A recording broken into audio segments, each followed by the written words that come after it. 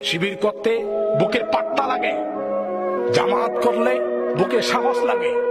যেই বুকে ঈমান নাই, সাহস নাই, সেই শিবির করাও তো সহজ নয়।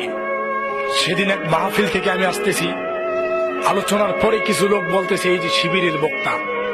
আরে বেটা, জানিস শিবির কি? কে বলছে তোমাকে শিবির? শিবিরের বক্তা কে? শিবির কি? জামাত কি? তাদের ব্যাপারে আগে জানতে হবে এই মানুষটা কি, এরপরে তাকে কথা বলতে হবে। হযরত আবু হানিফা শিবির ছিলেন না, জামাত ছিলেন না, আওয়ামী লীগ ছিলেন না, বিএনপি ছিলেন না, জাতীয় পার্টি ছিলেন না। তারপরেও হযরত আবু হানিফাকে জেলখানার মধ্যে তাকে মেরে সেখানে হত্যা করা হয়েছে, সে শহীদ হয়েছে। আজকে জামাত, শিবির, আওয়ামী লীগ, বিএনপি এর নতুন প্রতিষ্ঠা হয়েছে, প্রথমকার জামানায় ছিল না। সাহাবায়ে কেরামেরা কোন দলের সাথে সম্পৃক্ত ছিল না। এই জামাত, শিবির, আওয়ামী লীগ, বিএনপি, তারপরও তারা নির্যাতিত হয়েছে।